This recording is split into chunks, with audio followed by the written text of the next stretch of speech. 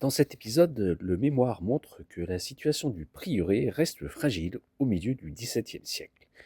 En 1655, le prieur de Saint-Michel de Connex tente de remettre en cause les anciennes alignations avant qu'un accord ne soit finalement trouvé en 1656. En 1655, Alphonse de Simiane, prieur de Saint-Michel de Connex, souleva quelques difficultés au sujet de l'aliénation en 1578 des biens de son église. Simiane prétendit user d'un droit de rachat et attaqua la vente consentie par Vonel à Beaufin. Il voulait recouvrer les rentes et exclure les récollets de l'ermitage. Les religieux firent appel à Laurent Beaufin, héritier de Thomas, lequel prit leur défense.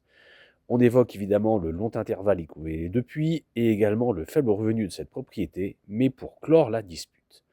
Le 28 septembre 1656, une transaction intervient entre le prieur de Connex, Alphonse de Simiane, et Laurent de Beaufin, seigneur d'Uriage, par laquelle ce dernier céda au prieur une rente de 2 quintaux et 3 civiers de froment, mesure de Montbonneau, à prendre sur les terres que la dame de Bouquéron possédait à Mélan. Le père Athanase d'Orléans, alors supérieur du prieuré du Saint-Hénard, et le père Raymond de Tournon, vicaire, acceptèrent cet arrangement pour lequel l'approbation du pape fut demandée. Voilà, j'espère que vous aurez aimé ce 20e épisode sur l'ermitage du Saint-Hénard. Les choses commencent à être beaucoup plus paisibles et on se retrouve très bientôt pour une nouvelle vidéo. Ciao, ciao!